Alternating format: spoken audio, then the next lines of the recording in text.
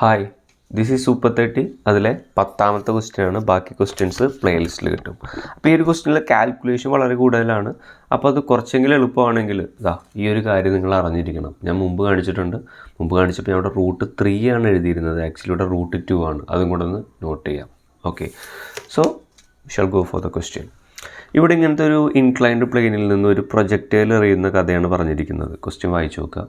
ഇത് എറിയുന്ന speed 2 metre second ആണെന്നും ക്വസ്റ്റ്യനിൽ പറഞ്ഞിട്ടുണ്ട്. അങ്ങനെയെങ്കിൽ കണ്ടുപിടിക്കേണ്ടത് the distance from the base at which particle hits the plane is close to. അതായത് ഇങ്ങനെ എറിഞ്ഞ് കഴിഞ്ഞാൽ എന്ത് ചെയ്യും? ഇങ്ങനെ പോയി ഇവിടെ ഒന്ന് വീഴും അല്ലേ. അപ്പോൾ ഈ ഒരു ഡിസ്റ്റൻസാണ് അവർ ചോദിച്ചിരിക്കുന്നത്. കണ്ടോ, അതായത് ഹൊറിസോണ്ടൽ റേഞ്ചാണ് അവർ ചോദിച്ചിരിക്കുന്നത്. Horizontal range. ഓക്കെ, ശരി. അപ്പോൾ അതിന് നമുക്ക് ഇതിൻ്റെ കമ്പോണൻസ് ഒക്കെ മാർക്ക് ചെയ്യാം. ഇവിടെ ഈ കമ്പോണൻ്റ് എന്തായിരിക്കും? ഇത് 2 cos 15 ആയിരിക്കും അല്ലേ. ഇനി ഇവിടുത്തെ ഒരു കമ്പോണൻറ്റ് ഇതെന്തായിരിക്കും? ഇത് 2 sin 15 ആയിരിക്കും. കമ്പോണൻസ് മാർക്ക് ചെയ്തു. ഇത് നമുക്ക് R കണ്ടുപിടിക്കാനുള്ള ഇക്വേഷൻ എഴുതാം. R കണ്ടുപിടിക്കാൻ, R എന്ന് പറഞ്ഞു കഴിഞ്ഞാൽ അത് ആക്ച്വലി ഒരു ഡിസ്റ്റൻസ് ആണല്ലേ. ഈ ദൂരമാണ് R. നമുക്ക് ഈ ഇക്വേഷൻ എഴുതാം. S = ut + ½ at². Okay, so എന്തുകൊണ്ടാണ് സാർ ഈ ഇക്വേഷൻ എഴുതിയത്? ആക്സലറേഷനുള്ള ഇക്വേഷൻ എന്തുകൊണ്ടാണ് എഴുതിയതെന്ന് ചോദിച്ചു കഴിഞ്ഞാൽ ഇവിടെ ഈ ഡയറക്ഷനിലെ ആക്സലറേഷൻ ഉണ്ട്.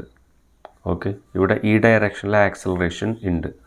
ഈ ആക്സലറേഷൻ ഒന്നും ഇല്ലാത്ത കേസിലാണ് നിങ്ങൾ ഈ ഗ്രൗണ്ട് ടു ഗ്രൗണ്ട് പ്രൊജക്റ്റൈലിലാണ് ആറിന് നിങ്ങൾ ഇങ്ങനൊരു ഇക്വേഷൻ പഠിക്കുന്നത്. u² sin 2θ/g. ഇത് ഇവിടെ ഉപയോഗിക്കാൻ പറ്റില്ല. കാരണം ഇവിടെ ഈ ഡയറക്ഷനിലെ ആക്സലറേഷൻ ഉണ്ട്. ഈ ഒരു കേസിൽ ഹൊറിസോണ്ടലി ആക്സലറേഷൻ 0 ആയിരുന്നു. പക്ഷെ ഇവിടെ അങ്ങനെയല്ല.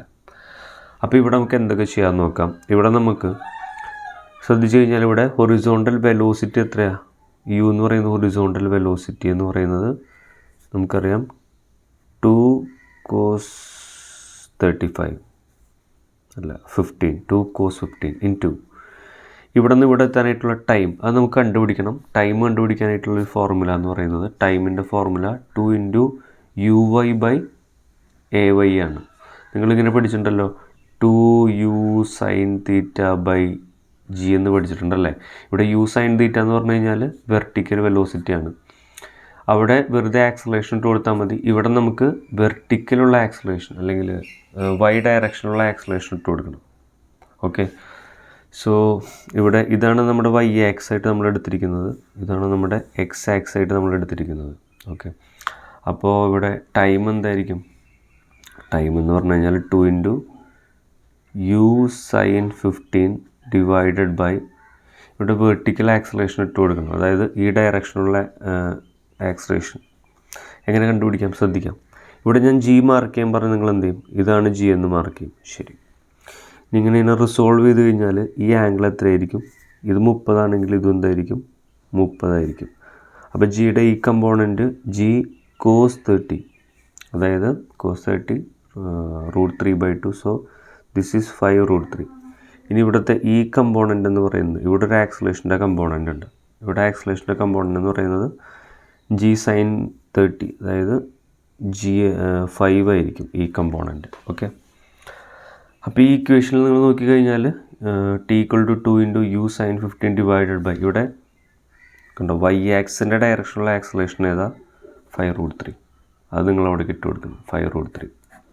ഓക്കെ, അപ്പോൾ ഇവിടെ ടൈമിൻ്റെ പ്ലേസിൽ 2u sin 15 ഡിവൈഡഡ് ബൈ 5√3 എന്ന് എഴുതി. ദെൻ ഇവിടെ +½ at² അല്ലേ.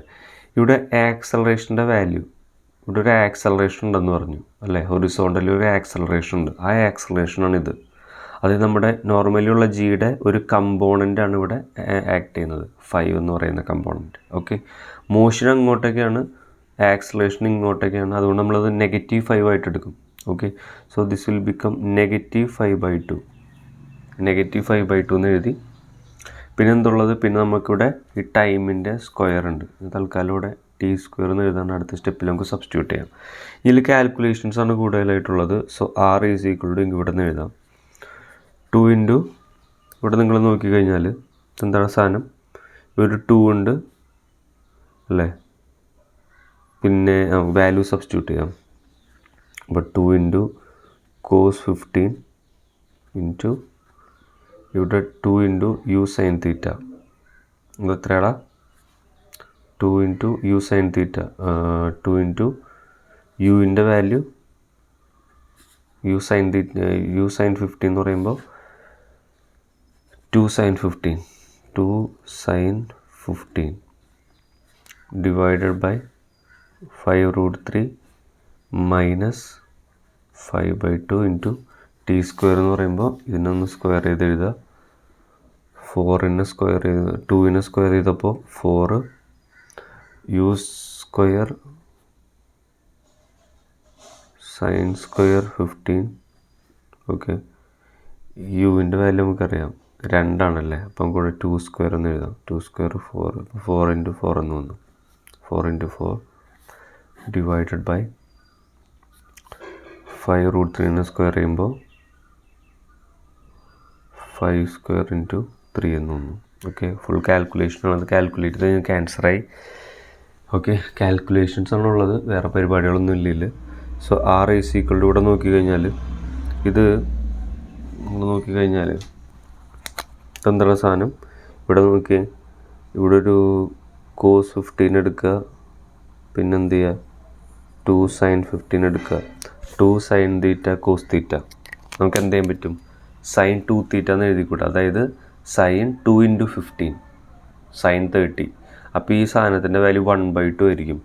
സോ ദിസ് ഈസ് 2 ഇൻറ്റു 2 4, പിന്നെ താഴത്തൊരു 5√3, പിന്നെ ഈ സാധനം ചെയ്യുമ്പോൾ നമുക്കൊരു 1/2 കിട്ടും.